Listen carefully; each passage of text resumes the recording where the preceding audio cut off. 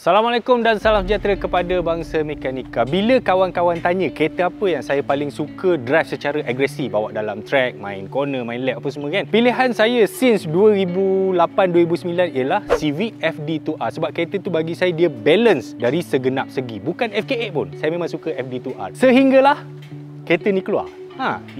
GR Yaris. Waktu dia launch dulu, bila tengok depan mata kan, tengok masuk dalam apa semua, biasa je kereta ni kan. Sehinggalah satu hari tu saya bawa dalam track, kereta member lah. Lepas balik tu saya call orang Toyota, Abang Zain, GR Yaris ni ada lagi tak? Oh tak ada dah, habis dah. Kereta ni dah habis sebenarnya. Saja je tanya buat gempak, padahal tak ada duit nak beli pun. Kereta ni, walaupun kami review ini, sebenarnya bagi tahu awal, kereta ni kalau ada duit pun tak boleh beli. Tapi jangan lupa, nak review kereta ni, sebelum itu, tolonglah tekan butang like, butang subscribe dan juga butang lonceng.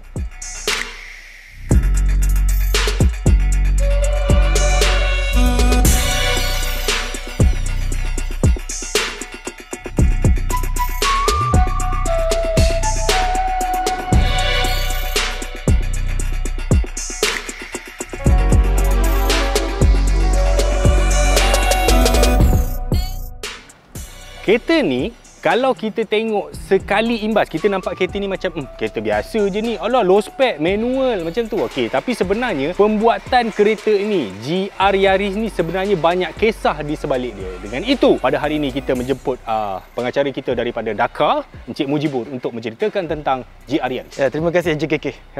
Okey, hari ni kita nak cerita pasal GR Yaris. Dia sebenarnya cerita dia macam ni bang. Cerita dia satu ketika dulu, lepas Yaris biasa ni keluar, Yaris Europe lah kan keluar. Okey. Yaris XP210 ni keluar, dia keluar 5 pintu. Akio Toyodams tu dah puas main racing. Okey. Dia nak main rally.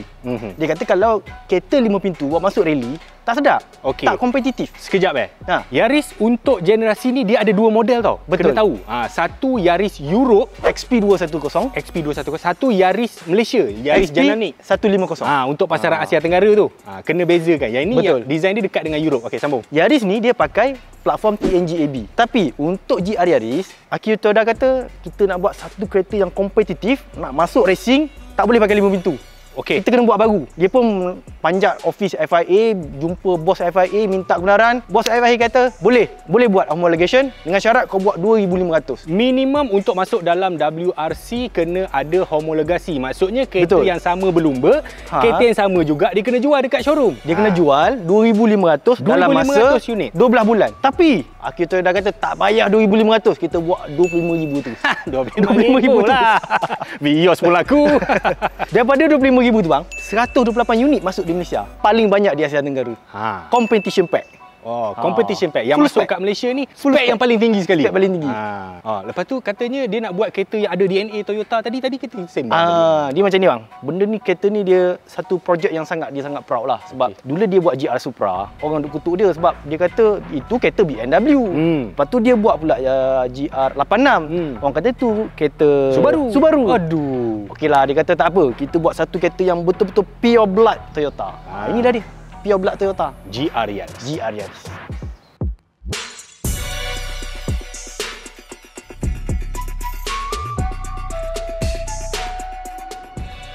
Cakaplah. Abang. Dia macam ni, bang.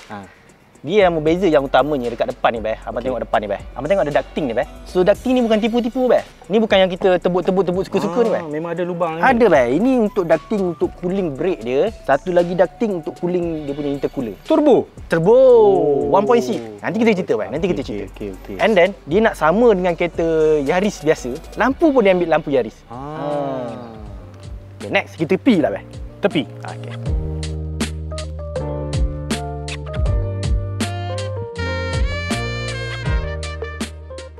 Cakap sebab dia pakai competition pack, bang. Okey. Dia pakai rim BBS 18 inci forging. Okey. Biasa pakai aluminium cast. Okey, dan tayar dia, bang. Dia pakai tayar Michelin Pilot Sport 4S. Dia special daripada 4 biasa. Bukan biasa-biasa ni. And then, kalau abang tengok kereta ni kan, bang. Kereta ni pelik, bang. Apa dia? Depan dia pakai TNGA AB. Okey. Chassis. Yang belakang dia pakai TNGA AC. Okey, jadi depan dia ibarat Vios, belakang dia Corolla. Atau depan dia Axia, belakang dia Myvi. Dia jantung. Jadilah Alza. Brake tak cerita lagi. Okey, brake, bang. Brake ni, bang, abang tengok kaliper merah ni, bang. Okey. Siap dengan tulisan GR, dan brake disc dia pakai slotted ventilated. Dan antara benda yang paling saya suka dekat kereta ni memang brake. Saya memang suka brake dia. Tak tahu sebab dia punya biting point dia memang best lah. Tahu sebab apa bang? Sebab depan 4 port, belakang 2 port. Memang power lah dia punya brake. Kemudian abang tengok bumbu ni kan warna hitam. Ini bukan cat bang. Ini CFRP, Carbon Fiber Reinforced Plastic. Sebab dia nak merendahkan dia punya berat. Bila dia rendahkan berat di bahagian atas, center of gravity dia rendah. And then kalau abang tengok sekali lagi, kereta ni sebenarnya 95mm lagi rendah daripada Yaris Europe. Yaris yang kalau Google lah gara Yaris Europe tu macam mana bentuk dia kan. Tapi kereta ni nampak dia macam dia tambah-tambah ada kedai aksesori. Dia tambah-tambah sikit bang. Ini kereta ni sebab dia dah ada aksesori tambahan. Ada cladding depan, ada skirt depan, ada cladding tepi, skirt tepi. Dia dah tambah dengan kit ni GR punya. GR punya bang. Jadi GR standard dia tak datang dengan yang kit hitam ni. Tak ada. Dia nampak togel sikit. Tapi kalau yang ini dia nampak lebih sukan. Nampak kalau nak kena lah dengan dia. Nampak kena cun lah.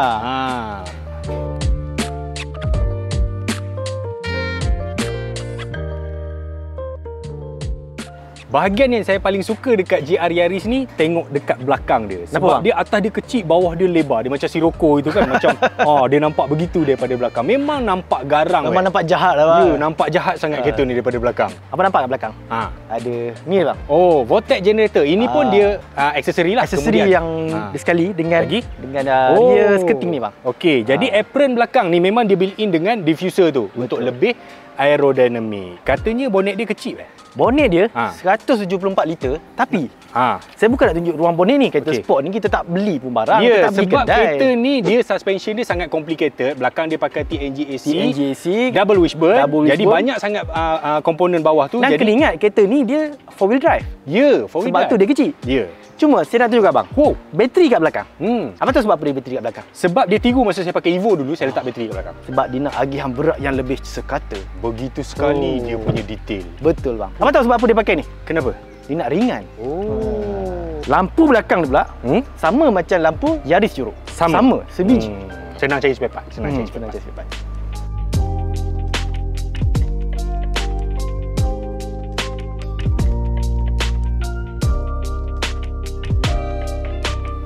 Brian, manual low spec. Ini memanglah macam Asia E kan. VSJ lah. Tapi kalau abang nak tahu sekarang ni, kereta manual lagi rare daripada kereta elektrik. Betul. Kereta elektrik lagi banyak nak jumpa atas jalan. Manual dah tak ada dah. Okey bang, kita nak cerita sini, kita nak cerita pasal enjin ni bang. 3 silinder 1600cc. 3 silinder je? Ini bukan 3 silinder biasa-biasa bang. 3 silinder dia ada VVT-i, W, dia ada turbo dia tu ada pin. Lepas tu dia ada weight balancer. Jadi abang takkan rasa kereta ni gegar. Kereta ni power berapa power? Senang-senangnya 257 horsepower. 257 horsepower. 360 Nm torque dengan kereta kecil macam ni kan. Okey bang, saya nak sebut pasal torque dia bang. Torque dia masuk 3000. Dan bila dia combine dengan gearbox dia ni, gearbox manual ni memang sedap. Sebab gearbox manual dia ni manual 6 speed 4-wheel drive. Sebut habis-habis. Manual 6 speed 4-wheel drive. Sebab nanti manual dia kira Alza manual apa semua. Lepas tu 3 mode pemanduan.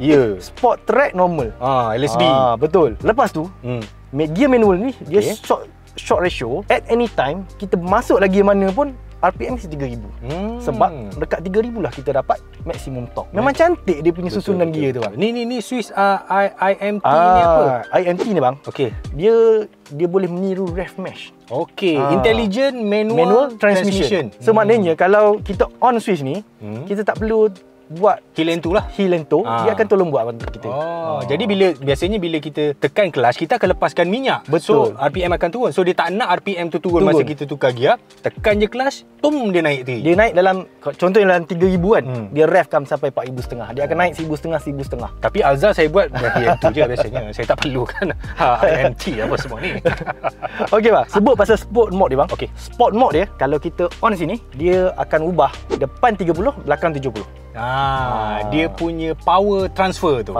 Dia pakai coupling dia bang.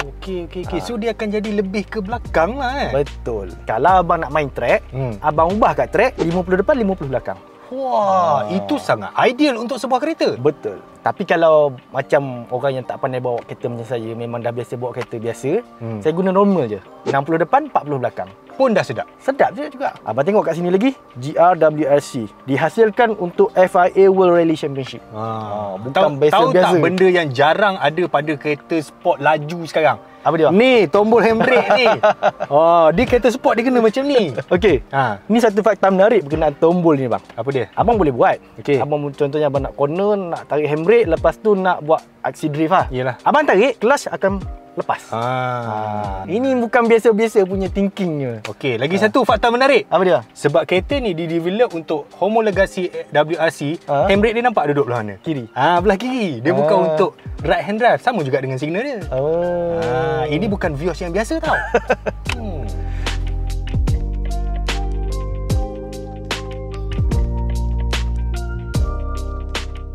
Okey, bahagian belakang bang. Okey. Bahagian belakang ni saya suka sebab satu, dia ada isofix point. Boleh bawa budak-budak. Boleh, saya dah pasang. Memang lepas. And then ruang dia tu kalau saya duduk belakang lepas lagi bang. Maknanya kereta sport ni agak praktikal lah bang. Okey. Tapi kalau katalah gun pandu laju kita lekat belakang, muat? Mungkin dia kena duduk meniarap. Kalau gun pandu laju, hazard kereta, muat tak? Mungkin kita kena lipat dua-dua seat. Betul. Kita je yang handsome sebenarnya. Betul.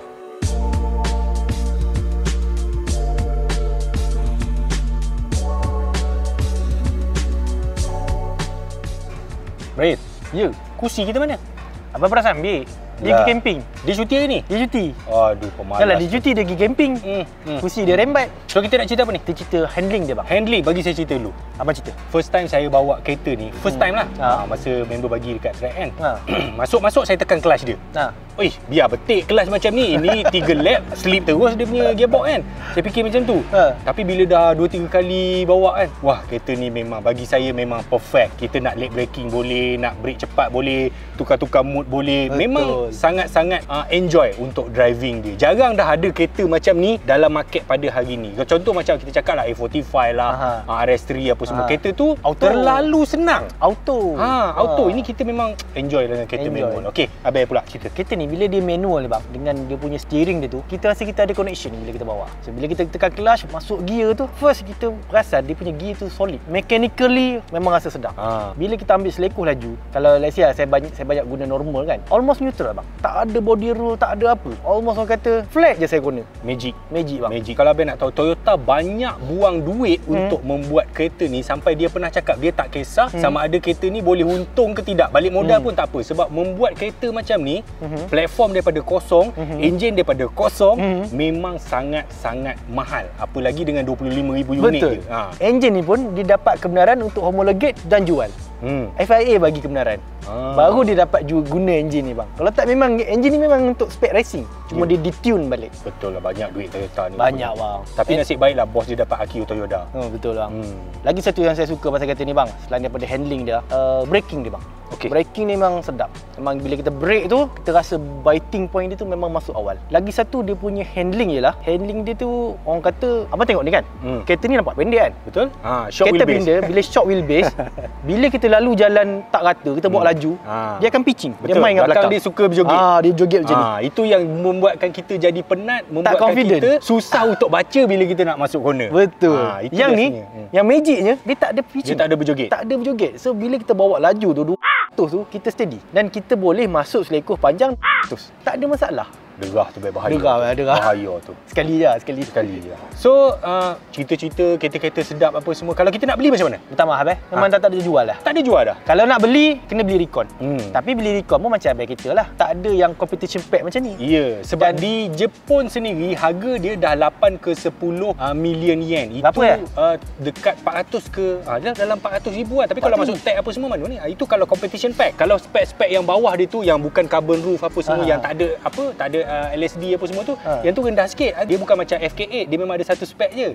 Lepas tu abang tengok kereta racing ni okey. Tapi safety dia tip top. Safety dia Toyota Safety Sense. Dia ada adaptive cruise control, auto high beam, kita ada lane keep wash, kita ada lane centering assist. Tahu tak kenapa? Sebab apa? Sebab volume kereta ni rendah, 25,000 unit saja. Tapi dekat Europe untuk kita jual kereta baru since 2018 AEB wajib. Betul. Jadi benda-benda wajib macam tu, bila dia nak letak benda tu, dia kena ada features. Features tu termasuklah dia punya cermin. Takkan dia nak buat 2-3 spek cermin kan untuk volume 25,000 tadi. Dia buat jugalah sekali. Adaptive cruise control ni saya suka bang. Kalau dulu, kalau kereta manual dulu, bila saya pakai passive cruise control, saya tekan clutch, auto cruise mati. Disable. Yang ni, selagi kita tak tekan brake, tukar lagi banyak mana pun, dia tak akan mati. Dia punya TSS dia tu memang hidup. Memang kereta yang praktikal. Dah lah, memang praktikal. Magic juga ni.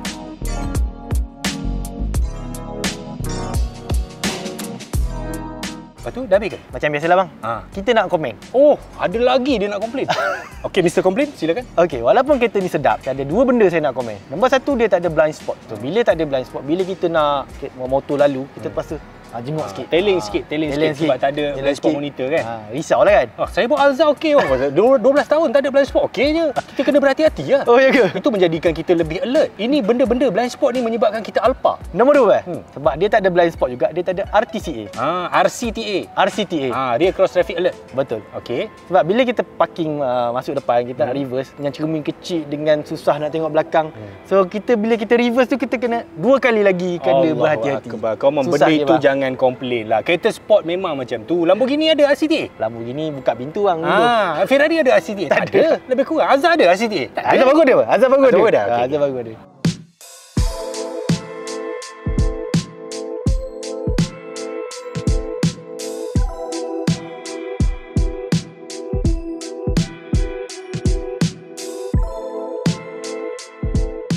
Dah habis komplain apa semua, kita di penghujung rancangan. Kita menjemput Encik Mujibur daripada Dakar untuk memberikan sepatah dua kata. Kereta macam ni sebenarnya susah nak jumpa. Seingat saya daripada dulu sampai sekarang, mungkin kita ada Audi Quattro, kita ada Lancia Delta Integrail, kita ada Mitsubishi Evo 6. Evo 6. Hari ini kita ada GR Yaris. Maknanya kereta-kereta legenda yang dibina khusus untuk rally, tapi ada atas jalan raya. Itu magic sebenarnya. Betul. Susah kita nak jumpa. Jadi kepada pemilik-pemilik GR Yaris di luar sana, simpanlah kereta anda sebab harga dia melantun-lantun. Mahal sekali kereta ni sekarang. Namun, sila subscribe, sila WhatsApp, sila like dan sila share video ini. Nanti minggu depan kita try. Kita pula FKAR. FKAR. Kita kembali ke Seri Pentas. Jumpa lagi. Bye-bye.